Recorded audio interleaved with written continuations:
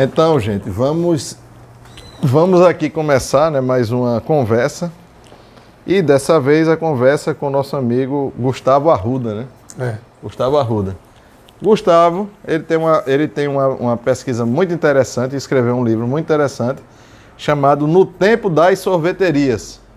E aqui vai falar das sorveterias, que a chegada do sorvete, né, no Recife, em Pernambuco também, né, porque fala de outras cidades aqui de Pernambuco, como Caruaru, eu vi aqui também.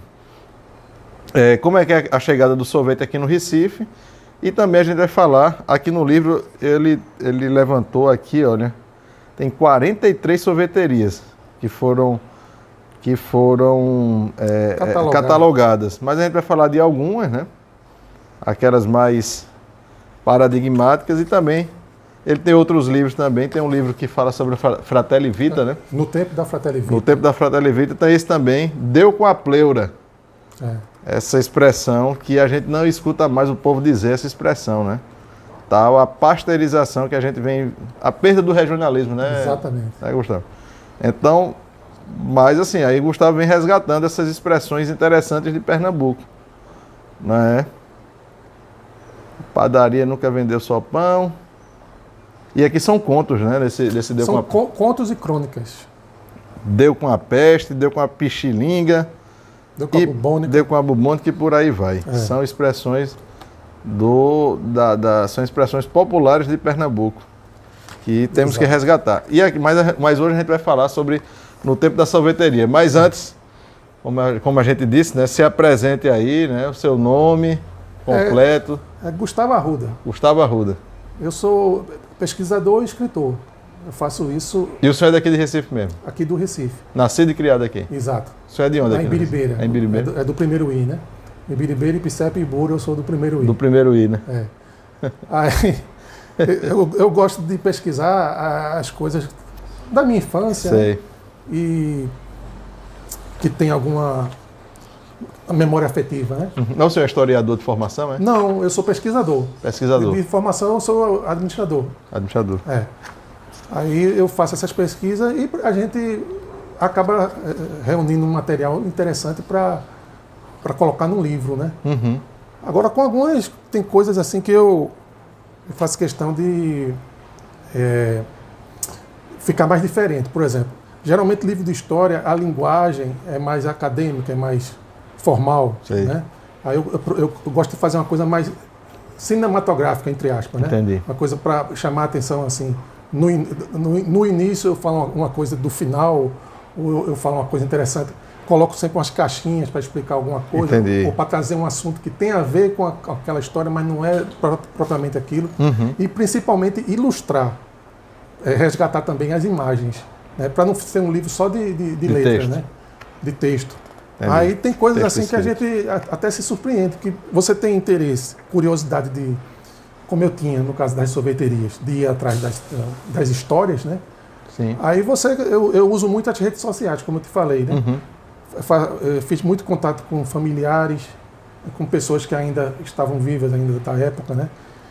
E aí você foi a campo pesquisar? E a campo, e fora as pesquisas que a gente tem em biblioteca. Sei. E hoje em dia está mais fácil com a digitalização acervos, das obras, digitais. né? Você pesquisa, tem uma busca digital na Biblioteca Nacional, você faz uma busca digital daqueles termos e você vai encontrando as sorveterias daqui de Recife, pega os jornais, a coleção do Diário de Pernambuco, e aí você sai vendo quando é que começou, quando é que terminou, quem era, e vai costurando aquelas histórias, né? Entendi. E assim, fora isso também, pelas redes sociais, você entra em contato com acervo familiar, quer dizer, coisa que não tem em obra nenhuma. Por exemplo, a imagem, aí mesmo no livro, tem a imagem da fachada com a placa da Free Sabor, quando era Que Sabor. Né? Foi um acervo de família que eu peguei a foto e colocou aqui no livro, né? A imagem, uma curiosidade, por exemplo, a Gemba, ela tem um biscoitinho que chama Big, biscoito Gemba. Né? Como era esse biscoitinho, que muita gente fala desse biscoitinho, mas não lembra mais o nome, nem porque o nome era Big. Big, né? Era Big, que era biscoito Gemba. E aí a gente vai colocando tanto informações, né? como essas imagens.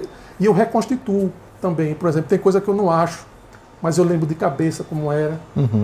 Aí, junto com a família, por exemplo, aqui tinha uma carrocinha, sorvete de carrocinha, que era daqui, fez parte da minha infância. Eu adorava aquele sorvete.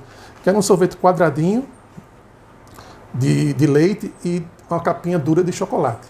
Mas era uma delícia, era muito gostoso. E toda tarde eu comprava. Era artesanal ou era de um... Era uma fabriqueta de sorvete. Mas que era daqui a fabriqueta? Aqui do Pina. Sei. Né? Não digo uma fabriqueta porque não era uma indústria, né? Mas era artesanal, assim, era uma coisa e era muito bem bom. Saudável. E era muito bom. Muito saudável. E era uma delícia. E na época eu pensava, só sou eu que gosto desse sorvete, eu acho bom, ou ele é bom mesmo? Porque ele não era caro, era popular o preço. Mas você vai vendo que as pessoas se lembram desse sorvete e realmente, na história assim, das sorveterias, era um sorvete conceituado como muito bom, muito gostoso. Aí eu me lembro desse sorvete que ele vendia, esse sorvete, parece que era Tatá o nome. Tá no livro. Eu tinha a imagem dele, que era quadradinho, branquinho, aparecia embaixo a capinha, a embalagem dele, o nome, não sei o quê. Aí eu consegui a imagem de uma carrocinha, né, com a filha do dono, que ainda está viva, claro, e fui compondo para chegar na imagem do picolé, desse picolézinho que ele tinha. E mostrando a ela, ela disse, pronto, era exatamente assim, esse sorvete. Ficou, quer dizer, maravilha, eu procuro né? resgatar também a imagem, as imagens. Sim, né? muito bom. Colorizar as coisas, Sim, recuperar as fotos, as pessoas. Muito interessante. Muita gente não conheceu o Gemba, não sabe como ele era. Aí tem eu mesmo não conheci Gemba. Eu peguei com um parente dele, eu peguei a foto dele. Ele tem parente aqui ainda? Tem a família de Gemba ainda. Aqui, na parte que tem das sorveterias de carrocinhas antigas, tem a sorvete Xaxá. Xaxá... Nessa que você falou, não? Era daqui. Isso, sorvetes daqui. Que era concorrente da Xaxá. A Xaxá eram as carrocinhas amarelas. Tinha muita carrocinha amarela. Né? Eu estudava aqui no Salesiano e a cidade era cheia dessas carrocinhas, a praia ficava cheia dessas, tanto daqui como da Xaxá. Então, para você ver como é o resgate, eu não consegui colocar no livro, porque é um áudio, mas eu resgatei os jingles de rádio da Xaxá e da Tatá. E da Xaxá e da daqui. Né? Aqui você reproduziu a letra, né? A letra, que o jeito que teve. Todo povo só prefere, eu digo porque vi, o sorvete sem igual, gostosíssimo daqui. Mas eu tenho isso, a musiquinha, até a musiquinha, né? Com o pessoal de rádio, que tinha, o pessoal, no caso, a família que tinha. Aí, todo mundo só prefere, eu digo porque vi, o sorvete sem igual, gostosíssimo daqui veio da Holanda, ninguém pode duvidar, é nesse ritmo, exatamente. Né? Teve medalha de ouro e ganhou o primeiro lugar. Exato, em ritmo assim, do frevo, das coisas daqui. Né? E o Xaxá também, né? Tem os 3 jingles de cada um aí, que eu coloquei nos clipes da divulgação do livro da sorveteria. O do Xaxá. Olha o sorvete Xaxá, tem creme, abacaxi e maracujá. Também tem goiaba que chegou do Paraná. Isso aí, o jingle talvez seja o pregão, na verdade, o pregão. Isso aqui é o pregão. Mas deve ter aí o jingle. O da Xaxá. As famosas carrocinhas amarelas. Isso. Você pode comprar o seu sorvete Xaxá para as crianças. Alegra. Sorvete Xaxá. Isso, para as crianças. Isso é muito bom. Mas vamos fazer o seguinte, antes da gente avançar aqui no Xaxá e no daqui, para o pessoal se situar, vamos começar como você falou aqui, né? A pré-história do sorvete no Brasil. Como é que o sorvete chegou no Brasil? Olha, é interessante porque a gente é um país tropical. Né? Então, sorvete era coisa de país que tem gelo, porque não se sabia como fabricar gelo. O gelo que existia era de geleira, de lago congelado. Né? Então, o pessoal de países que tem esse clima é que desenvolveram, né? Dizem que foi na China há 2.000, 3.000 anos antes de Cristo, mas na verdade é um chute, ninguém tem ideia. Todo mundo diz que as coisas vêm da China. Um professor meu dizia o seguinte, não, o chinês inventou o macarrão, né? Como é que se diz? A massa. Ele disse, mas não inventou o molho. Aí disse que inventou a pólvora, mas não inventou a bomba. Inventou a escrita, mas não inventou o livro. Pronto, deve ser nesse segmento aí. Ser. Agora, na verdade, ninguém sabe, é um chute. Falar da China porque é uma cultura antiga, né? Uma civilização antiga, né? Sim. Mas feito com o quê? Com neve, né? Com gelo natural e suco de fruta e mel. Sim. É a fórmula original do sorvete. Diz que no Império Romano já se tomava sorvete, né? Acredito que já. Né? Quer dizer, ele já tem o desenvolvimento do sorvete. É coisa bem antiga. Aí, no Brasil não tinha. O que acontecia? O que aconteceu, né? Chegou um navio que tinha empresa de veleiro americana que era especializada em transporte de gelo, né? Aí eu não sei precisar se era especificamente para culinária ou se era para preservar alguma coisa de medicina, eu não sei. Eu sei que chegou um carregamento no Rio de Janeiro, o cara, um comerciante lá, 2 comerciantes, né? E eles compraram essa carga de gelo. Ela vinha em caixa de madeira, em volta com serragem, né? E era enterrada para poder durar 5 meses. Poxa. Né? E foi o que durou eles fazendo sorvete daquela carga.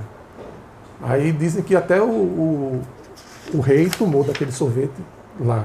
Isso foi em 1834, 35. Né? Ou seja, ainda tinha escravo. Aí você vê no livro, tem um anúncio, né? Aluga-se escravo sorveteiro. Sim. Que é uma coisa tão antiga que não tem escravo. Então não se sabia fazer gelo para ter sorvete aqui no Brasil. Tinha que importar gelo natural. E quer dizer que tudo começa então no Rio de Janeiro. Aqui no Rio de Janeiro, que era a capital federal, né? O restante do Brasil era interior, praticamente, né? Com os polos desenvolvidos, inclusive Recife. Aí poucos anos, isso foi na década de 30 do século XIX, poucos anos depois, aqui também já o pessoal começou a fazer sorvete, né? Com gelo natural.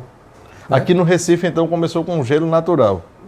Igual no Rio. Igual no Rio. Eles sempre reproduziram o que acontecia lá, na capital. Agora, não tinha como conservar, tinha que ser com hora marcada. Eles botavam um anúncio, olha, vai ter sorvete, terça-feira a gente vai fazer sorvete na segunda, para terça-feira ter sorvete até a quarta, corra que aproveite. Para aproveitar.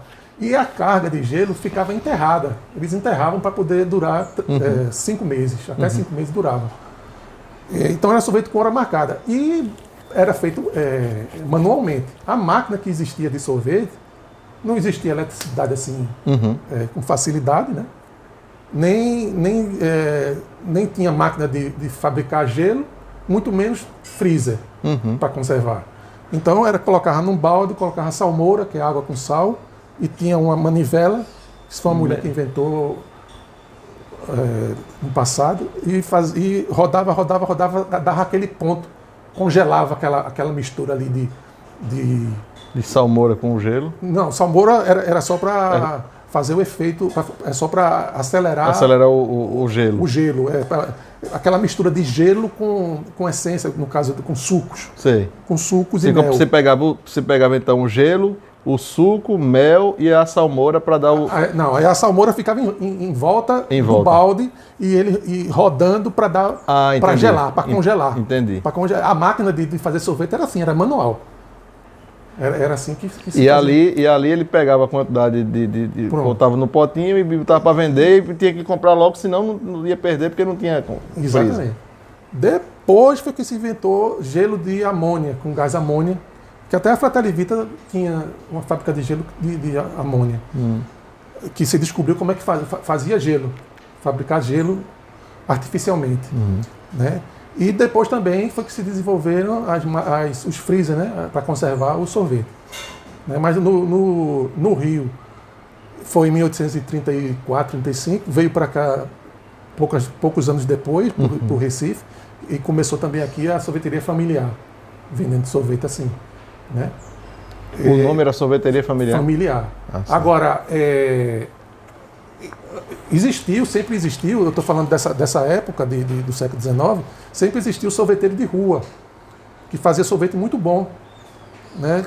Que eram escravos alforriados, que carregavam na cabeça um balde de madeira, que eles faziam em casa lá o sorvete, e eles saíam cantarolando na rua aquelas quadras que tem aí no livro também, Sim. bem interessantes, assim, bem poéticas. E eles saíam cantarolando para vender a mercadoria. Sempre à noite eles faziam, porque de noite era quente, e saía vendendo. Ou seja, antes de existirem as sorveterias assim, formais, existiam os sorveteiros de rua fazendo esses sorvetes.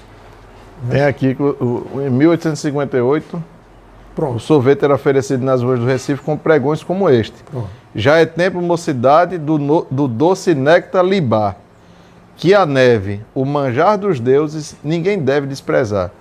Corram mancebos depressa, que o calor é de matar. É isso. Vê a qualidade da poesia. É isso. Bem erudito, né? A neve é muito sabido, aplaca paixões ardentes. Tem a nossa mocidade do peito as fibras mais quentes. A neve é Deus quem manda, as frutas são de patentes. Pensasse. Que coisa interessante. A neve remete ao sorvete que era chamado também de neve. Se chamava sorvete também de neve. Também de neve. Certo. E o néctar é porque levava mel. Depois foi que colocaram açúcar. E você cita aqui 2 sorveteiros, Júlio e Soares. Pronto, que eram esses sorveteiros Antigo de rua. Já de 1858.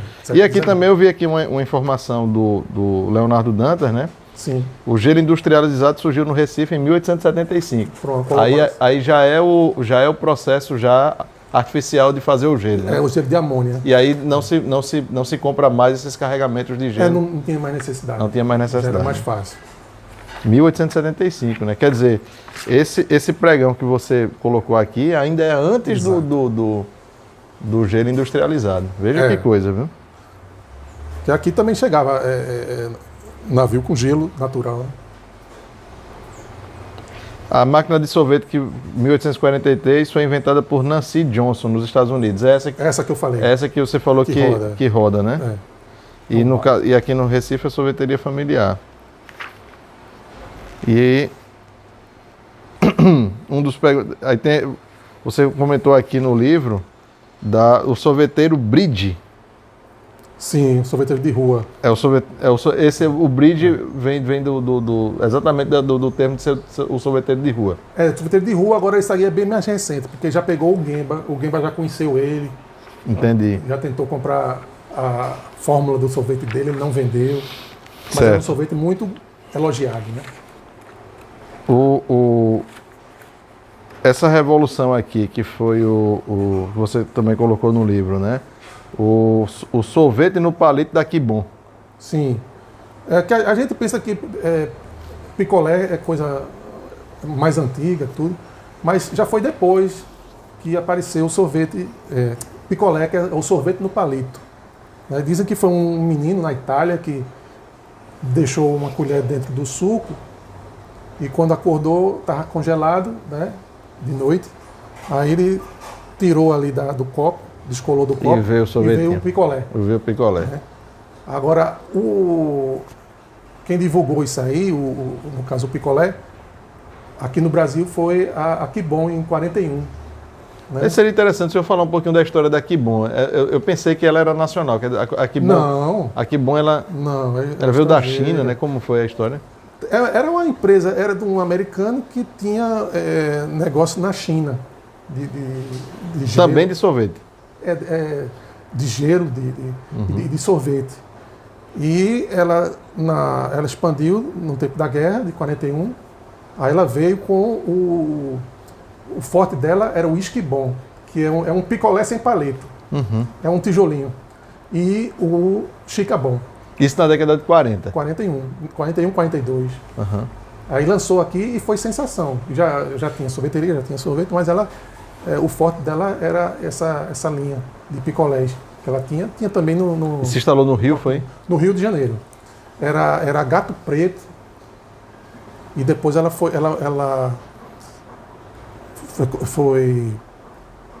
tinha outro nome, era um nome estrangeiro, e que passou a marca ser Kibon.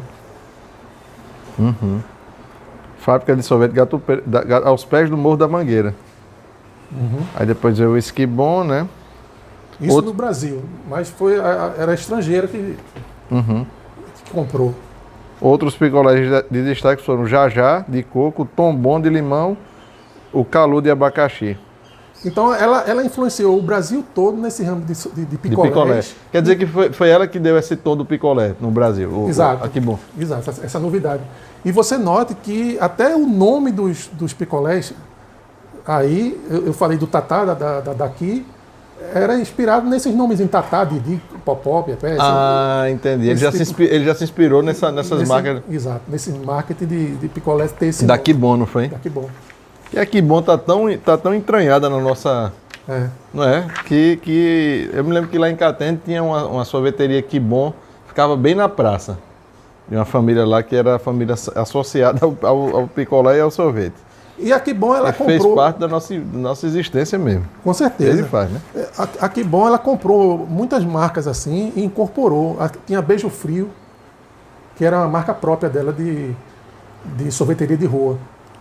Mas era Kibon. E ela comprou a Maguari nossa, ela comprou, que era daqui da...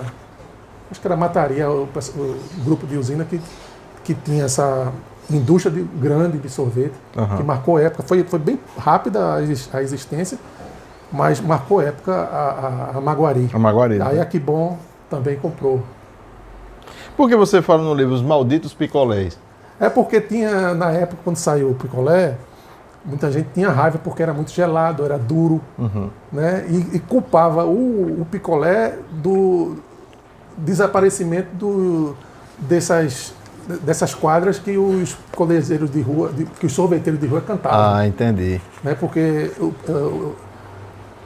os sorveteiros de rua começaram a usar apito, né? Já usava triângulo para doce, né? Mas para sorvete começaram a usar apito, né? E gritar o nome: olha o sorvete do Brit, não sei o quê.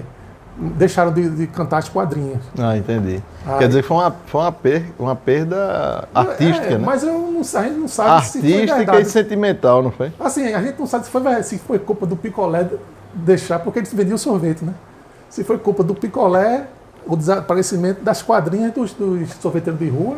Entendi. Não sei a ligação, mas o pessoal, na verdade, tinha implicância quando apareceu o picolé por conta disso, né? Entendi.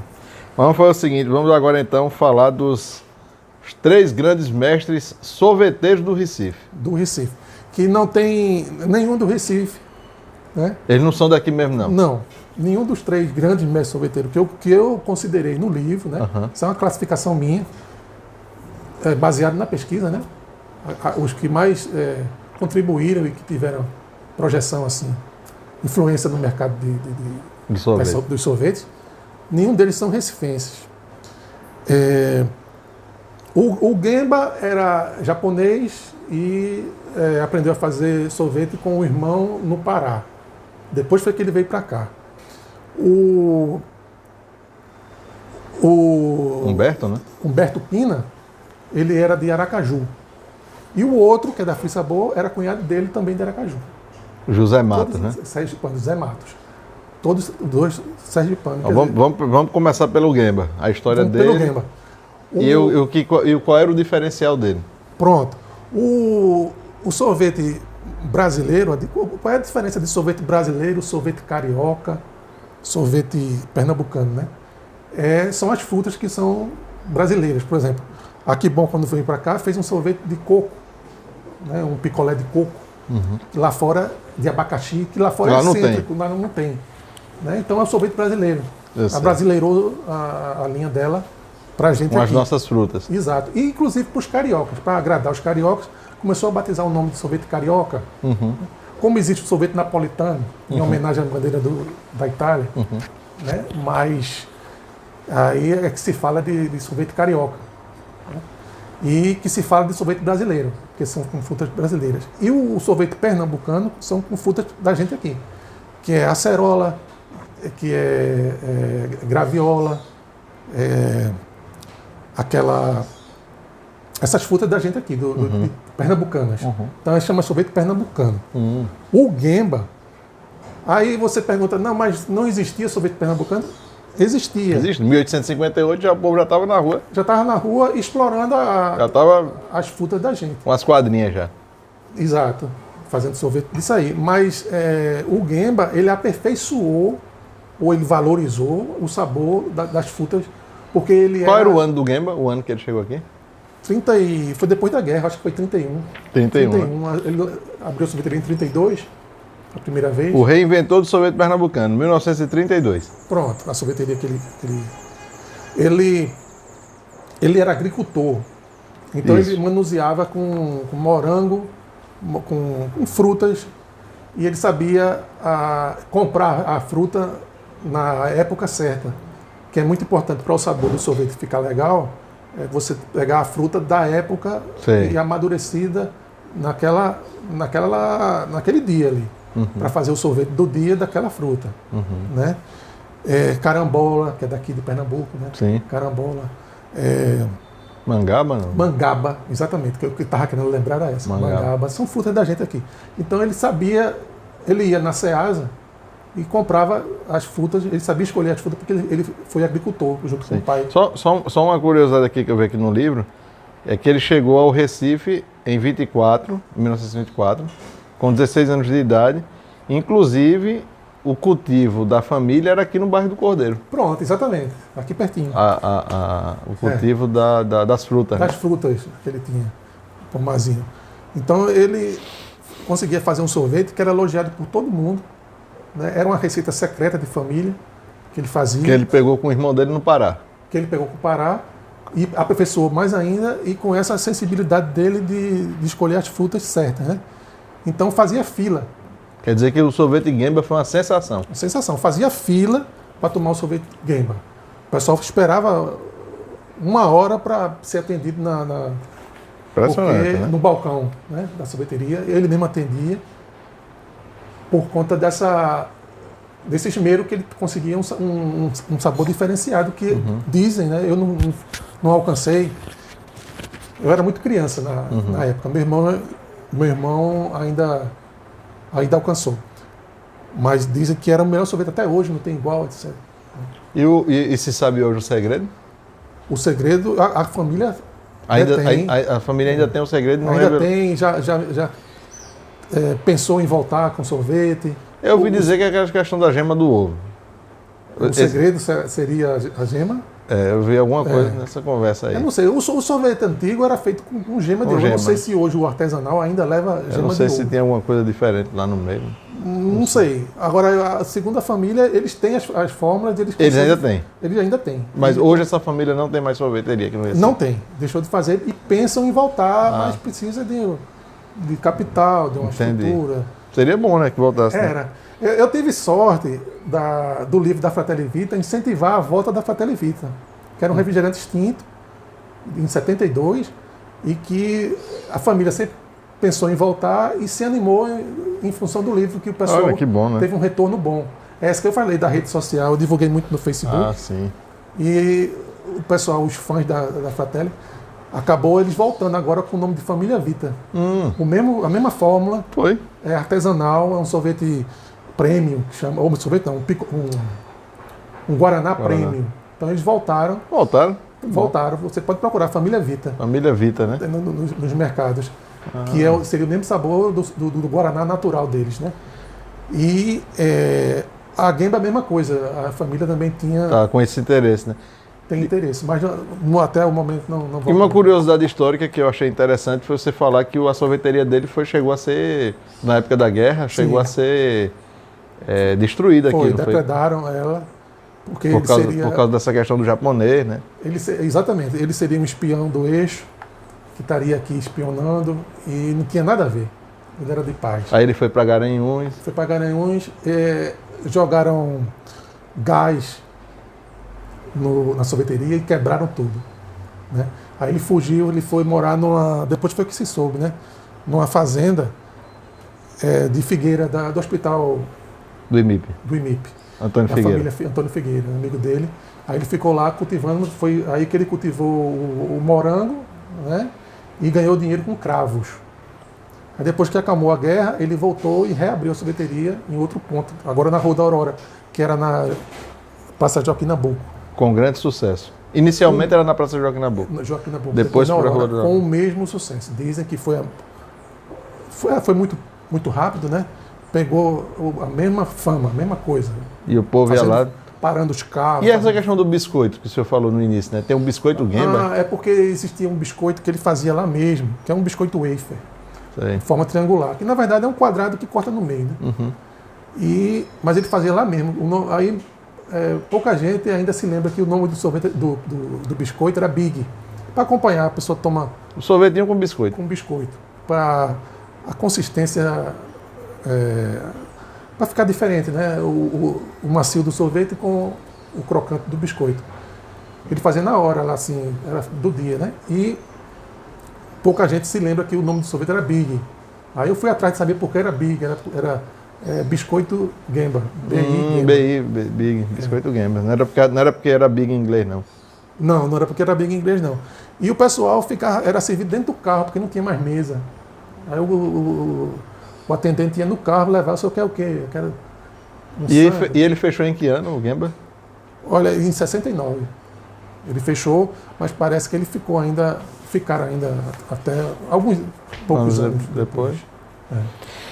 E o nosso próximo sorveteiro, Humberto Pina, o criador de sabores, como o senhor colocou aqui, o criador de sabores. Ele era inventivo nos sabores, né? Na verdade, o Gemba morreu em 69. O Gemba morreu em 69. Por isso que eu digo que continuaram a sorveteria. Entendi. Acho que uns 2 anos. O Humberto Pina, é muito interessante a história dele. Muito interessante. Tão interessante como a do Gemba, né? Sim. O Humberto Pina, ele era curioso e ele morava em Sergipe e ia para o Porto. Sergipe Del Rey. Como era o antigo nome de Sergipe. Sergipe Del Rey. Sergipe Del Rey. Ele ia para o Porto de Sergipe porque ele gostava de línguas, para treinar línguas. Aí ele aprendeu italiano, japonês, ele falava fluentemente inglês, francês. Poxa. Ele ia para o Porto falar com a tripulação dos navios. Né? E ele era muito curioso. Aí ele fez uma máquina de refrigeração com 15, 16 anos, ele fez. Porque também no navio ele aprendeu a questão de refrigeração. Né? E ele viajava com o pessoal do navio, começou a viajar, dando manutenção nas máquinas de refrigeração. Né? Uhum. E fez amizade e fazia amizade com os cozinheiros, os mete-cucas estrangeiros, que tinha, assim, fazia cremes, sobremesas e sorvete. Né? Aí ele aprendeu a fazer sorvete com esses mestres, né? Dos navios. Né? Dava manutenção nas máquinas. Aí tudo tinha a ver, né? Ele sabia a refrigeração e ele aprendeu a questão da fabricação do sorvete. Então, a coisa interessante é que os sorvetes do Humberto Pina, que ele desenvolveu, são baseados nessas sobremesas que ele aprendeu as receitas. Então, creme russo era um bolo. Né? Era o recheio do bolo, era o creme russo. E tinha a delícia de abacaxi, que era uma sobremesa também, né, gelada. E ele fez o sorvete sabor delícia de abacaxi, o sorvete sabor creme russo, o sorvete sabor creme francês, que era outra sobremesa gelada que tinha. Então ele transformava as sobremesas geladas em sorvete. E até hoje as grandes indústrias usam esses nomes e essas receitas de creme russo, sorvete, que a gente acha que é... Mas foi a criação de Humberto Pina. O sorvete de milho, não existia sorvete de milho. Né? Aí é outra coisa interessante, né? Eu falei que a Fratelli Vita voltou parte, né, impulsionada pelo livro que eu fiz da Fratelli Vita, e aí a gente acaba entrando na história do livro, né? Quem escreveu o livro, se for escrever uma continuação, vai ter que falar que a Fratelli Vita voltou. Sim. E saiu o livro e não sei o quê. A mesma coisa é o livro das sorveterias. Eu dei a sugestão ao Max Pina, que é filho de Humberto Pina. Marcos, é? É Max. Max Pina. eu dei a sugestão a ele de sorvete de sabor cuscuz, que é muito pernambucano. Sim. E ele fez, e até hoje está fazendo sucesso assim, virou o carro-chefe da sorveteria dele, o sorvete de cuscuz. Todo Como mundo pede. é a sorveteria Tio Beto, é? Tio Beto Sorvete em Casa Amarela. O Humberto foi o fundador da Tio Beto. Foi o fundador da E desde então, desde a fundação até hoje, ininterrupto funciona. Não, ele teve outras sorveterias. Essa Tio Beto ele já fez mais na frente. Mas é a mesma fórmula, né? É o mesmo sorvete. Aí hoje o sorvete de cuscuz, que é sorvete de cuscuz pernambucano, porque tem diferença, né, do cuscuz da gente para o de São Paulo. A gente usa com leite. Né? E até hoje ele tem que ter esse sorvete lá. Então, aí acaba a gente entrando na própria história que está escrevendo. Sim. Quem for escrever agora a continuação das histórias e falar dos sorvetes, vai ter que dizer que teve o sorvete de cuscuz, que foi da Tio Beto. Então, o Berto Pina, ele viajando, ele trabalhando, ele gostou muito do Recife e se instalou aqui com a família, né? E ele abriu a sorveteria Bacana, certo, que até hoje é famosa, não essa Bacana que a gente tem hoje com esse nome, mas a Bacana da Gervásio Pires. Muita gente antiga se lembra da Bacana da Gervásio Pires, que ele fazia os sorvetes, era muito procurado o sorvete dele. Que ano ele fundou lá? Nos anos 50, a sorveteria lá da Bacana. Gervásio Pires, Bacana. Por que o nome Bacana? Porque o apelido dele era Seu Bacana. Ele era alto, magro, bem galante, aí era o Bacana, né? O bonitão. Era a gíria da época. Entendi. Então ficou essa sorveteria Bacana. A atual que existe já foi da família dele que pegou e deu continuidade, entendeu? E tem a Bacana com K, que é também da mesma família. Né? Então o mérito do Gemba foi aperfeiçoar o sorvete pernambucano. Sim. E o mérito do Humberto Pina foi de criar sabores inusitados, né, que fazem sucesso até em outros estados. O napolitano foi ele que inventou, foi? Não. Ah, não foi ele não, né? Ele inventou o picolé napolitano. Ah, o picolé napolitano. Ele desenvolveu uma maquinazinha de fazer picolé de 3 sabores. Foi a máquina que eu falei que ele desenvolveu. Lá em Sergipe. Quer dizer que esse picolé napolitano foi ele? O picolé de 3 sabores. De 3 sabores. Não tem um só. O sorvete napolitano aí já é realmente da Itália. Da Itália mesmo, né? De Nápoles. Em homenagem à bandeira da Itália. Então o mérito dele foi de criar esses sabores, né? De sorvetes diferentes.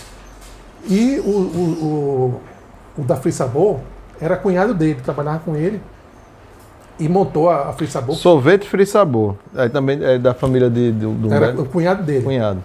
Que aprendeu com ele. Que é o terceiro grande sorveteiro. Que é o terceiro grande em função de quê?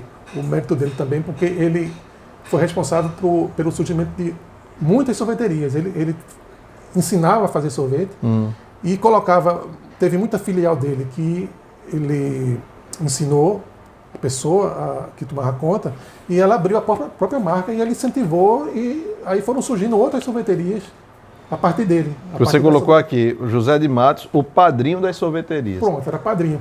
Porque a Jones veio da Free Sabor, uma filial da Free Sabor, uma pessoa que trabalhava com ele. E abriu a Jones. A Jones, que hoje é uma grande fábrica de sorvete, né, cresceu bastante. E muitas outras sorveterias vieram, a Vitos, né? A Vitos, eu estou mentindo, a Vitos já foi de Humberto Pino. Mas assim, da família, né? Aí você veja que os sorveteiros aqui, um japonês do Pará e 2 sergipanos. 2 sergipanos. Da mesma família. Então, desses três senhores aí, José de Matos, Humberto Pina e Gemba, desses 3 veio o grande, a herança, digamos assim,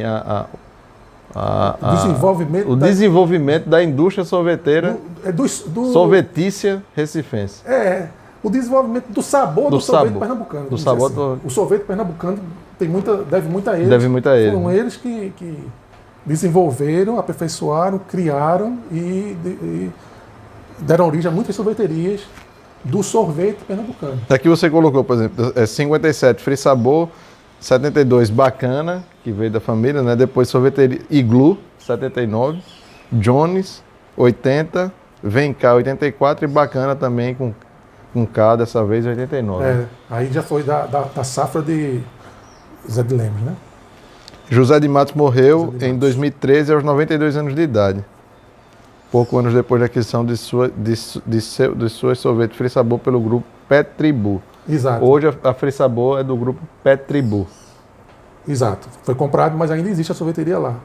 É perto do Salesiano. Eu, como estava no Salesiano, a gente frequentava muito. Minhas irmãs estudavam. Sempre foi ali a Frissabor, foi? A matriz, sim. Ali a matriz sempre foi ali desde aquele... sempre, desde aquele tempo. Desde aquele tempo. Era ele e a esposa, o Zé de Matos, e eles ficaram até 90 anos, ainda atendiam no balcão. Mesma coisa, aquele sorvete gostoso. O pessoal dos colégios ali. Todo mundo ia para ali, né? Ia para ali. E do nosso do carro tomava sorvete ali. Marcou a época assim do sorvete também de rua. Ele trabalhou até o final. Né? Quando ele vendeu, pouco tempo depois que ele vendeu para o Petribu, o grupo Petribu, foi que ele morreu. Uhum. Mas ele ficou até o final mesmo, já com 92 anos. O grupo Petribu, para as pessoas entenderem também, é daqui de Pernambuco, né? É um grupo. Exato. E agora vamos para o começo das sorveterias de rua no Recife. Foi essa familiar, né? A sorveteria familiar. Certo, puder falar um pouco dessa... Porque é o seguinte... Depois a sorveteria como espaço social. Pronto, quem é que vendia sorvete? Era quem tinha freezer. Quem é que tinha freezer? Quem vendia mortadela, né? Embutidos.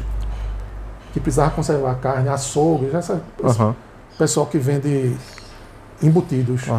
É que tinha câmara frigorífica para poder conservar os sorvetes. Né? E começaram a vender, a montar sorveterias a partir desses comerciantes que tinham do ramo que tinha refrigeração, né? Máquina de refrigeração. Aí o que acontecia? Aproveitava-se o centro, né, da cidade, no caso aqui do Recife, tudo acontecia no centro da cidade, né? Aqueles bairros do centro, Boa Vista, São José e tal. Então, para aproveitar o fluxo do comércio, o comércio era todo ali, era muito movimentado. O comércio e o trabalho. Quem trabalhava ia para o centro. Quem tinha um comércio tinha no centro. Aí tinha parada de ônibus, tinha escolas, as escolas eram todas concentradas no centro. Muitos estudantes, muitos trabalhadores, muita parada de ônibus, parada de bonde. Né? Tudo se fazia no comércio, muito restaurante e tal. Aí as sorveterias exploravam justamente o quê? Cinema, saída de cinema, a juventude que ia assistir um filme ia tomar um sorvete depois. Né? E os estudantes que iam para o colégio também passavam lá e lanchavam sorvete. As famílias, final de semana, que iam passear no centro, no Parque 13 de Maio, onde seja, também tomar um sorvete, fazer uma programação, né? A gente vai e toma um sorvete não sei aonde, na Gervásio Pires, não sei aonde. E elas aproveitaram esse fluxo para começar para explorar as sorveterias de rua. Por isso que chama sorveteria de rua. Eu coloquei no livro Sorveteria de Rua. Então, tudo começou assim. Agora, uma coisa interessante é o seguinte, porque, como eu falei, né? Quem vendia geralmente tinha alguma coisa a ver com o embutido. O ramo de máquina de refrigeração. Sim. E as casas de doces, por exemplo, confeitarias. Porque antigamente, confeitaria, hoje em dia não, mas confeitaria era coisa, quem frequentava era homem, que ia comer uma fatia de bolo de trigo, bolo de alguma coisa. Era frequentada por homens. Mas quando as confeitarias começaram a vender sorvete, atraiu as mulheres. Elas atraíram as mulheres. Aí foi uma mudança social, assim, radical, porque mulher não saía de casa desacompanhada. Quando ia com o marido, com o irmão, aquela coisa assim bem antiga, né? Isso nos anos 20, 30. E quando começou a vender sorvete nas confeitarias, aí elas queriam ir para as sorveterias frequentar. Então causou um espanto, porque os homens não estavam acostumados com aquilo. O cara ia num bar ou numa confeitaria tomar uma cerveja que vendia sorvete, daqui a pouco vinha 3 moças de família, de chapéu, aí eles se compunham, chegou mulher no recinto, não podia falar mais palavrão, falar alto, não sei o quê. Elas invadiram o espaço masculino. as mulheres. Então a sorveteria provocou essa mudança social. Interessante. É por isso que a capa do livro é uma mulher tomando sorvete na sorveteria. Era uma coisa assim, veja que ela está com a cara de trela. Uma coisa, uma revolução feminista, vamos dizer. Entendi. Nos costumes. Foi a invasão das mulheres no espaço público, no espaço público que até então era masculino. E uma coisa interessante você falou aqui, a primeira sorveteria do mundo, 1670, surgiu na França, no Café Procópio. Sim. Procópio. Quando nós fomos à França em 2013, a gente foi no Café Procópio. Eu não sabia lá que era o... Ainda existe. Eu não sabia que era... pioneira, né? Que era o primeiro lugar. Pensou. É muito interessante. É porque eles ficaram muito associados depois à Revolução Francesa. Inclusive o cardápio deles, tudinho, remete às figuras da Revolução Francesa. Mas quando você chega lá, tem lá. Funciona desde 1600 e levar o trem. Pronto, olha aí. Então é coisa assim, é confeitaria, é cafeteria, é coisa que era espaço de homem. Sim, sim. Entendeu? Aí começou a vender sorvete. Aí acabou sendo a primeira sorveteria. Entendi. Vendia café, mas... E esse sorvete dançante? Sorvete dançante é porque se utilizava de vários artifícios para atrair o público para as sorveterias. As mulheres já contribuíram muito, porque além delas, elas levavam as crianças também. Aí a criança adora sorvete. Adora sorvete. Elas iam por causa disso, né? Porque sorvete atraía as mulheres, atraía as crianças. Então ficou, a clientela ficou familiar. Não era o café dos homens, era a sorveteria. Aí você perguntou do sorvete dançante. Dançante. Então eles promoviam muitas coisas. Por exemplo, tinha um aniversário, vamos fazer na sorveteria, que eles tinham um salão, eles disponibilizavam um salão para festas. Ia ter uma festa de aniversário, fazia lá. Ia ter uma festa do colégio, aí também marcava, fazia um evento lá. Lançamento de livro, né? Ou então de algum recital que ia ter, algum músico, alguma orquestrinha pequena que ia fazer algum concerto, né? Tinha pianista na sorveteria? Tinha pianista na sorveteria, né? Um pianista famoso que ia se apresentar, eles tinham um espaço lá. Hoje, assim, é uma coisa até impensável hoje. A gente numa sorveteria está um pianista. Está um pianista. Lá tocando. Pronto. Tinha exposição de quadro, né? Tinha de fotos depois.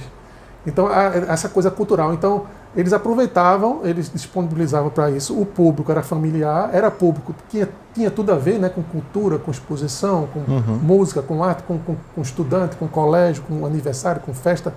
E eles aproveitavam antes, que o recital de piano de fulano de tal vai ser na sorveteria Etna. Aí dizia a hora e o dia. E depois também. Aí quando saiu no jornal, foi uma maravilha o recital de piano na sorveteria Etna. Aqui já era propaganda, já era merchandising. Aí fazia, pegava carona uma coisa com a outra. Aqui tem uma foto da Sorveteria Estrela, da firma Henrique Duarte Gomes e Companhia Limitada, na rua Paissandu, número 8, próximo ao Cinema Boa Vista, bairro da Boa Vista. Inclusive a inauguração deles em 1947. Pronto, aí que chega o sorvete dançante, que era uma música para os casais dançarem e tomarem sorvete. Era uma festa. Uma verdadeira experiência assim, gastronômica e cultural também, né? Exato. Aí vem a sorveteria familiar, né? O senhor falou da sorveteria Etna. Essa sorveteria marcou a época que...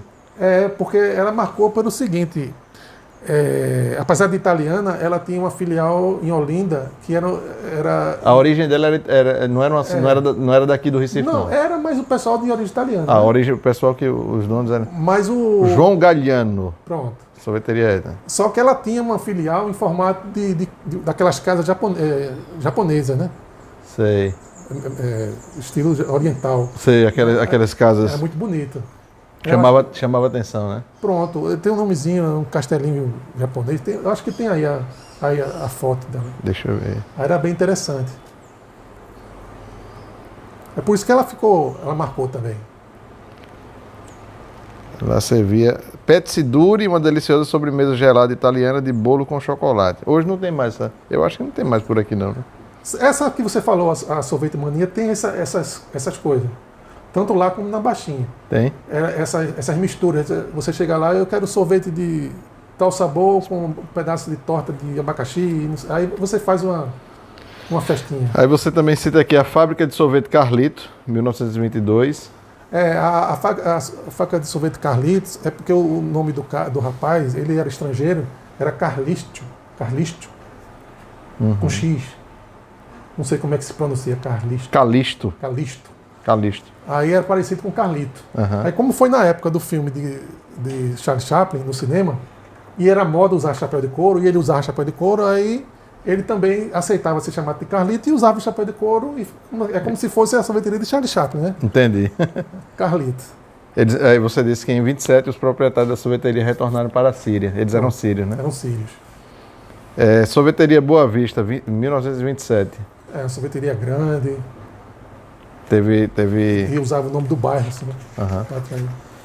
Vamos fazer o seguinte, vamos falar de... Tem muitas sorveterias aqui. Vamos falar aqui de algumas. A Gemba já falou.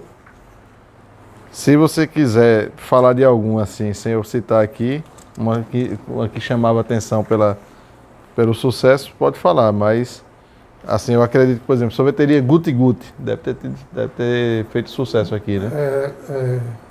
Guti Guti, a Mug Sorvetes também, que era um bichinho que fazia sucesso na televisão. A Mug é aqui pertinho. A Mug ainda existe, né? Existe. Ainda existe. É aqui pertinho, aqui no Cordeiro. Pronto, é a história da Mug aí. E eu tentei registrar até 1999. As sorveterias que foram... Pelo que você falou aqui, Mug é de 1983. Eu li aqui da Mug. Acho que foram... Que abriram de 1900 de 1800, né? Até 1999. Sorveteria Pérola. Pérola eu conheci... Eu coloquei eu cataloguei aí nas sorveterias os proprietários, a data de inauguração, ou o ano de inauguração aproximado, o motivo pelo qual tinha aquele nome, né? Os sorvetes diferentes ou alguma coisa diferente que elas serviam, né? E procurei registrar também as logomarcas. Eu fiz uma pesquisa e reconstituí algumas logomarcas para colocar no livro, para as pessoas saberem. Entendi. Então tem essa Mug, é o seguinte, o Wilson Simonal tinha uma música que ele tinha um bonequinho, chamava Mug, era um monstrinho, e fez muito sucesso, as crianças gostavam desse Mug. Aí o cara colocou o nome da sorveteria Mug e colocou o logotipo dela, é o bonequinho Mug, que está aí E tá aí, há 40 anos, né, a sorveteria, né? Rapaz, a sorveteria... Veja, eu vou fazer o seguinte, eu vou ler aqui todas as sorveterias que o senhor colocou no livro, e aí a gente pode falar de algumas. Veja, as sorveterias foram as seguintes. Aí tem a sorveteria familiar, Etna, fábrica de sorvete Carlito, sorveteria Boa Vista, As Galerias, Gemba Sorveteria... As galerias ainda existem. É bem centenária. É ali no Porto. 1928. Mudou um pouco de endereço, mas assim, para você ter uma ideia, era tão movimentada. Ainda existe esse sorvete? Ainda existe. Não é sorvete, é maltado. É do ramo. Ah, sim. Leva sorvete. Leva sorvete. É no Rio Antigo, é? É na Rio Branco ali. No bairro da Rio Branco. Mas o que eu digo é o seguinte, eles faziam... Era tão movimentado que o forte deles é o maltado com um bolinho de amendoim, um bolinho... Hoje? Não, sempre foi. Mas hoje vende ainda? A mesma coisa, a mesma fórmula. Você nunca tomou o sorvete maltado da Rio Branco? É o cubano, Ah, já tomei. Pronto, é uma delícia. É uma delícia. Ele não tinha porta, ele mandou tirar as portas, porque não fechava. Era de noite. De noite. Ali é o porto, né? E o porto funcionava para passageiro. E é como se fosse uma rodoviária, então mandou te arrancar as portas. Não fechava, não. É interessante. E é muito gostoso. São duas coisas que fora do ramo, mas que, quer dizer... Que pega sorvete de alguma forma. Não é sorvete, mas é do ramo. Mas depende. É a sorveteria e o coalhado da água fria. Coalhado de água fria. A coalhada de água fria que ainda existe. É bem antigo, mas que também é a mesma fórmula e bem interessante. Aí veio a Gemba Sorveteria 32, Sorveteria Popular 36, Sorveteria Eldorado 37, Sorveteria A Botijinha. A Botijinha 42. É porque o dono, ele era gordinho, né? O apelido dele era Botija. Aí parecia uma botija de uma garrafa de botija, tipo uma garrafa. Aí a turma pegou. Botou o nome dele. Aí ele botou o nome da sorveteria, a botijinha. Ele não se irritou, botou. A Pérola, eu alcancei também, era muito gostoso o sorvete da Pérola, era bem docinho. Sorvete de ameixa com calda, era muito gostoso. Veio essa sorveteria Guti Guti em 46, sorveteria Sertã, 46. Eu também alcancei a Sertãzinha, fazia lanche e vendia sorvete também. Tem a sorveteria Estoril, no centro da cidade, que ela tinha um viveiro de periquito, né, australiano. Dentro da sorveteria tem um viveiro. Na entrada tinha chamava a atenção de todo mundo. Aí eles criavam esse viveiro. Aí tinha coisas diferentes na sorveteria. Tanto piano como salão de festa, como viveiro de periquito. Gemba vendia cravo ainda na sorveteria. Tem umas coisas diferentes que eles faziam. Aí vem sorveteria São José, 46, era no bairro de São José? São José. Sorveteria Tropical, 46. Aí sorvetes bacana, né, que veio do José de Matos, né, do Humberto, né? Bons Frutos Sorvetes, 53. Sorveteria Peixes, 53. Confeitaria das Neves, 54. Das Neves é porque Neves é sorvete, né? Não, é por causa da família proprietária, que é a sobrenome Neves. Sorveteria Coqueiral, 54. Sorvetes Dudi. Dudi, D-U-D-I. D-U-D-I. Né? 56. Era dos alemães, né? Eles eram dos alemães, é? Tem um caso. Deixa eu ver aqui. Os dois irmãos aí, Dudi. Deixa eu ver, 73. Que fizeram depois uma agência de viagem, que fez mais sucesso que a sorveteria. Foi. Era em 20 de agosto de 54, os irmãos Potiguares e filhos de alemães, Hans Walter Gustav Luck e Werner Ernest Fernand Luck, abriram a firma Dudi Produtora de Alimentos Limitados para sorvetes Dudi, o que há de melhor. Aí depois teve uma Eles eram alemães, então. Estou esquecido o nome, mas é uma empresa de turismo famosa. Aí depois a Granadas eram os doces de maior sucesso. Tratava-se de tarteletas, mini tortas recheadas. Deve ter uma caixinha aí dizendo qual era a empresa que depois eles montaram. Aí existe. Aí você botou aqui uma caixinha. A Dudi representava ainda os chocolates e balas da primeira fábrica de chocolate do Brasil. A Zonxen, de São Paulo, concorrente da Copenhague, também de família alemã. A Zonxen chegou a sortear pela Dudi um coelho de chocolate com 60 centímetros de altura numa Páscoa. No ano seguinte, em 1960, o irmão Walter fundou a agência de viagens Luck Turismo. Pronto, Luck Turismo. Em uma pequena sala do edifício Bancomércio, na rua Matias de Albuquerque. A agência foi vendida para seu irmão Werner em 77. Muito famosa, Luck Turismo. Aí tem aqui a propaganda da Dudi, um menininho aqui com uma placa. Então, sorvete Free Sabor, 57. O Free Sabor do José de Matos, né? Exato. Sorveteria Pérola, 1950, que você falou. Que eu falei que eu conheci. A Pinguim, 59. Fez sucesso, Pinguim? Pinguim fez, inclusive ela ainda existe lá em Alagoas. Ainda existe lá? Acho que a esposa dele continuou, e eles ainda tem, a família tem lá. Né? Aí vem a Coalhada de Água Fria, 1960. Que ainda existe, né? A sorveteria Que Delícia, 1964. Estoril, 1964. Sorvetes Polar, 1964. Sorveteria Italiana, 1965. Sorveteria Delícia, 1960. Tio Beto Sorvetes, 1970. Sorvetes Bacana, 72. Sorveteria Zeca. Sim, o Zecas, que ainda tem hoje, né? O Zecas também. O Zecas, ele foi o primeiro que fez sucesso com sorvete de tapioca. Aí a gente saía de casa, a moda era ir tomar sorvete de tapioca nas Zecas. Tinha tanto aqui como em Olinda. A Zecas é de onde? Ela é daqui do Recife? Aqui do Recife. Mas tinha filial em Olinda, mas ele morreu precocemente, muito novo, aí acabou a sorveteria. E você disse também que ela foi pioneira da casquinha zerada. Pronto, também. Eu conheci essa sorveteria. Na qual o sorvete de casquinha ou na taça recebe uma capa fininha de chocolate. Exato. Foram eles que introduziram isso? Introduziram aqui. Então, sorveteria Zeca, né? Sorveteria Fripicep, é do Ipicep? É do Ipicep. Existiu essa sorveteria. O dono ainda contribuiu bastante para o livro. A família ainda... Não existe mais sorveteria, mas... Você você teve contato com a família. A logomarca, como era. Sorvetes Iglu, 79. Jones. Esse Iglu eu peguei ainda no Ipicep. Também é do Ipicep, era? Veja aí o endereço. Deixa eu ver aqui, 98. É Iglu. Foi... 79, José Aloysio de Jesus, sobrinho do José de Matos. É, Iglu. Depois de aprender a fazer sorvete, trabalhando na sorveteria Delícia e na Free Sabor. Aí no final tem endereço, eu acho que é Gemini Fábio. Gemini Fábio. Eu peguei. Essa sorveteria durou até... Número 939. Até um dia desse, 2015. Eu lembro dessa sorveteria. Eu lembro dessa... Eu lembro que tinha essa logomarca. É a casa de gelo onde coabitam os esquimós do Polo Norte. E Delbrando, né? Aí hoje tem uma Dotan que é parecido com ela. Ela era daquele tempo. Encerrou as atividades em 2015. Pronto, 2015.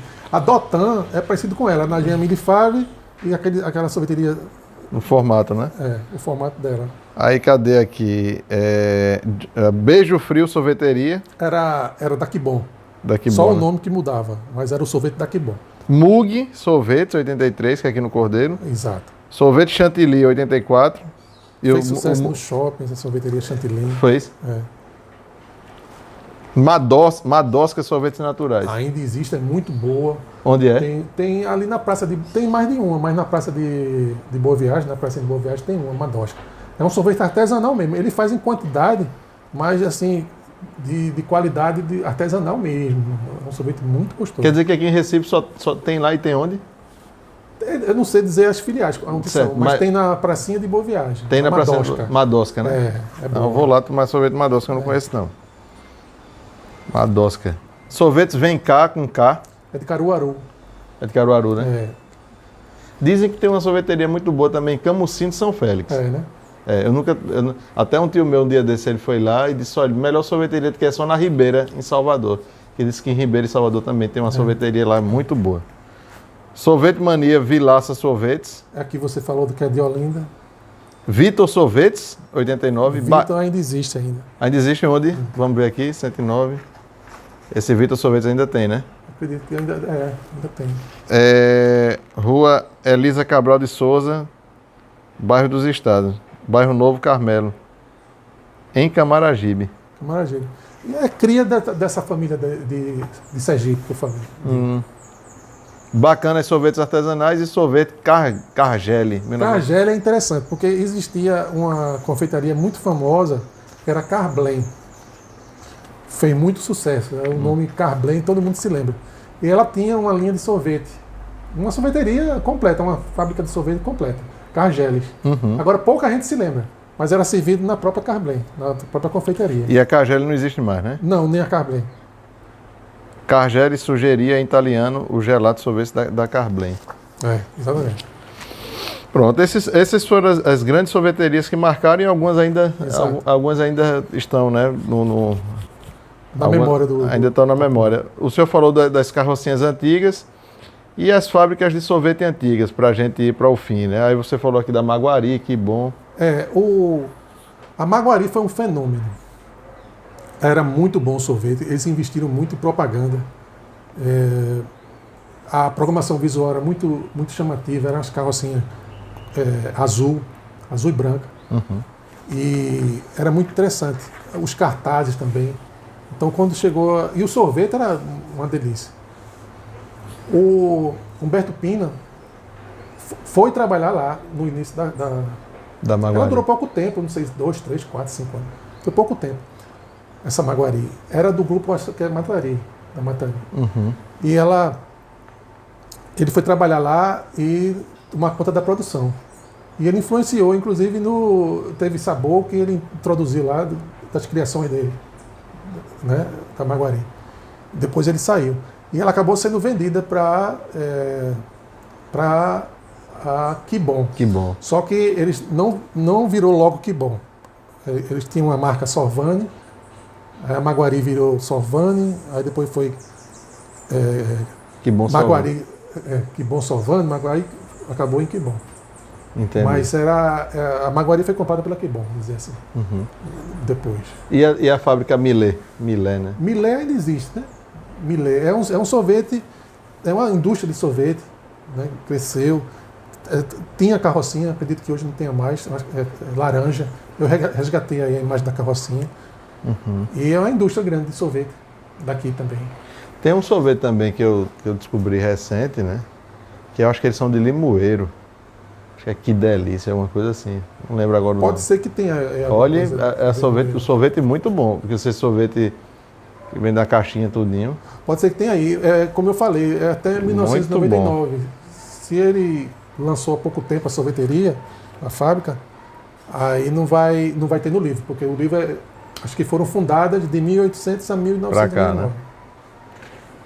E aqui você fala também dessa... Essa eu não conheço, né? Nunca ouvi falar. Por exemplo, essa Sleep, Somel, Romar, Colômbia, tudo isso. Existia... Serão fábricas que existiam aqui no Recife, né? Somel, exatamente. De sorvete. Fábricas de sorvete, né? Essa sorvete Romar, por exemplo, ela ficava na Avenida Recife. Exato. Manteve loja no bairro da Imbiribeira, bairro de Boa Viagem, Shopping Recife, ao lado do Bom Preço. Era lá perto de onde eu moro e eu frequentava também. Sorvetes Colômbia, 1985. E aqui você colocou sorvetes Que Fruto, sorvete Milênio, 1987, né? Aí tem aqui a carrocinha. Essa carrocinha, eles não vendem mais assim, né? Não tem mais. Eu acredito que eles não tenham mais de carrocinha. E hoje, a qualidade do sorvete? A qualidade do sorvete de hoje, para o senhor que é pesquisador e apreciador de sorvete, ela é uma qualidade melhor? Caiu um pouco? Não. Ou não mudou, não? Não mudou, não. Modernizou-se a forma de fazer gelo, de fazer sorvete, mas existe o sorvete artesanal. Alexa, desliga. Existe o sorvete artesanal, existe o sorvete industrializado. O que é mais natural é mais artesanal. E tem o industrializado. Todos os dois são bons sorvetes, né? A qualidade, o gosto do sorvete. Não mudou, não. O sorvete é um ramo, na verdade, a sorveteria, tudo, de empreendedor, de pequeno empreendedor. Começou assim, pelo menos, como pequeno empreendedor. Até hoje, uma pessoa monta uma sorveteria sem muitos recursos. Uma pessoa também para vender, uma pessoa mais do povo que queira vender picolé, né? Na cidade até tem pessoal que vende na carrocinha sorvete artesanal que ele faz em casa. Né? Então, é um ramo que não é difícil de entrar. E também não é... Hoje em dia também continua e eu estou notando que até está expandindo, está abrindo novas sorveterias, tanto nos shoppings como na rua. A gente vê em Boa Viagem também, na própria pracinha de Boa Viagem, no Parque Dona Lindu, inauguraram sorveterias artesanais. Né? Naquele parque que fica em Casa Forte, na praça de Casa Forte também, sorveteria Dois Tons, sorvete artesanal. Isso é de qualidade, isso aí é sorvete bom, gostoso, como sempre foi. Né? Apesar de outras receitas, outras formas de fabricar, de aperfeiçoamento, modernização do ramo, mas não tem essa de a sorvete era melhor, agora é pior. Eu sei. Né? Existem as mitológicas que entraram para o imaginário popular, como a própria Gemba, né? Mas não quer dizer que hoje em dia os sorvetes tenham diferentes, piores ou melhores, não. Tem sorvete para todo gosto. Todo gosto. Eu achei engraçado que é o seguinte, que não é não me parece muito comum as pessoas fazerem em casa, assim, eita, vamos fazer hoje um sorvete. Geralmente a gente compra ou vai num local, né? Mas eu não vejo as pessoas assim, eita, assim como naquela família faz um bolo X, Sim. ou o pessoal se reúne para fazer um bolo, ninguém diz assim, vai lá em casa que eu fiz um sorvete. Geralmente as pessoas vão para compram fora, né? O senhor sabe fazer sorvete? Não, eu gosta de fazer? Tanto o Guaraná, eu já fiz em casa, artesanal. Já como fez? O sorvete, você compra um xarope de Guaraná, sim. bota limão, bota mel, faz o Guaraná artesanal. Fica gostoso. Se for um xarope natural, de qualidade, da Amazônia mesmo, não for imitação. Sorvete? E sorvete é a mesma coisa. Você consegue fazer um sorvete, colocar um sabor no sorvete de uma fruta, misturar com leite, e fica um sorvete caseiro. Né? Mas eu acredito que é a modernidade, a correria do dia a dia moderno, que a gente não tem mais tempo para estar fazendo creme. Né? As mulheres hoje em dia geralmente trabalham fora tudo, é mais prático eles passarem numa sorveteria para comprar um sorvete ou um creme pronto do que fazer em casa. É melhor comprar um pote e deixar na geladeira. É mais prático. Antigamente era mais comum você ir na casa de uma pessoa, eu fiz um creminho, eu fiz um sorvete de goiaba. E uma coisa que eu achei interessante que você falou aqui é o seguinte, que embora, por exemplo, a Suíça, que é um local frio, consumiu mais sorvete que o Brasil, que é quente, né? Que é tropical, né? Não quer dizer que é tropical as pessoas vão consumir sorvete, né? Não, não tem não. Inclusive, é folclore essa coisa de sorvete ou gelo. Não pode tomar se estiver gripado ou ficar ardendo a garganta. Isso aí é psicológico. Não pode tomar sorvete porque vai ficar doente. Vai piorar da gripe. Ou seja, não pode tomar sorvete na época do inverno. Isso é folclore, né? É folclore. Se vende mais sorvete no Brasil no verão. No verão, né? Setembro agora, acho que é dia 29, é dia de sorvete. E até fevereiro, a parte do verão, se vende mais. Mas não quer dizer que nos países frios se tome menos sorvete, toma até mais. É outro mito. É isso, muito interessante. Eu acho que a gente falou praticamente de todos os pontos aqui do livro, né? Quem quiser, obviamente, se aprofundar, né? Quem quiser se aprofundar no conhecimento do livro, tem que adquirir, né? Eu estou com esse livro... Para adquirir esse livro, como é que faz, Gustavo? Esse livro, ele foi feito uma edição do autor, né? Uma edição própria, na uiclap.com. uiclap. U-I-C-L-A-P, de pato. uiclap. 2022.com. Pronto, foi lançado no ano passado. uiclap.com. Na loja lá tem esse livro e também tem o da Fratelli Vita. Preço módico. A pessoa hoje em dia também tem essa facilidade de você ser o seu próprio editor, né? Então foi uma autopublicação, uma auto-edição que eu fiz. Então, para achar o livro, tem que colocar na internet. Uiclap, editora. uiclap.com. uiclap.com. Aí vai na loja, e na loja procura meu nome, Gustavo Arruda, ou então no Tempo das Sorveterias, e tem lá. E vai achar o livro? O livro, tanto esse como no Tempo da Fratelli Vita. Tá bom. E a Fratelli Vita, depois a gente fala A Fratelli Vita era onde? Era aqui na Soledade. Era na Soledade, né? Marcou época também, né? Também, uma época muito grande. E hoje volta com a família Vita. Hoje está agora na Fratelli Vita. Agora na Família Vita. Família Vita, o nome Eles voltaram a fabricar, a família voltou com a mesma fórmula. Muito bom. E também tem esse livro, né? Deu a Pleura, que da Uiclap não, né? Não, esse aí foi a Zita Editora, é uma editora do Rio de Janeiro. A Zita Editora. Zita Editora. Essa aí está esgotada. Esse está esgotado. Né? O da Fratelli Vita, eu lancei pelo Centro, não sei se você conhece, Centro de História dos Municípios. Sim, conheço. Pronto. Eu editei lá e aí está esgotado também, já acabou a edição. Aí eu fiz uma outra edição na Uiclap. O mesmo conteúdo, só muda a capa. Entendi. Está lá na Uiclap. Muito bom, então parabéns aí mais uma vez pela pesquisa. E esse assunto aqui da sorveteria, do sorvete, é muito, muito interessante. Eu me lembro muito, vai no caminho. É um caminho muito parecido pelo caminho trilhado pelo nosso grande escritor, né? Câmara Cascudo, né? Que tem um livro magistral chamado História da Alimentação, né? Antologia da Alimentação Brasileira. E entra nesse universo, né? Cultural, a questão, obviamente, gastronômica e cultural. Regional, né? E eu acredito que no livro acredito não, no livro dele não se fala, por exemplo, do sorvete, né? Desse História da Alimentação no Brasil. E é um capítulo importante da história da alimentação. Interessante. O sorvete, né? Até a parte social, né? Parte social mexeu com isso. Algumas mudanças de hábito, né? A questão do cinema e do sorvete. E o sorvete é extremamente agradável, né? O que está acontecendo no Recife, está tentando... Sorvete é extremamente agradável. Recuperar o hábito das pessoas irem para o cinema de rua. Cinema de rua, não é cinema de shopping. Sim. Cinema de rua. Então, estão fazendo sessões no Teatro do Parque, no Cine Teatro do Parque e no São Luís.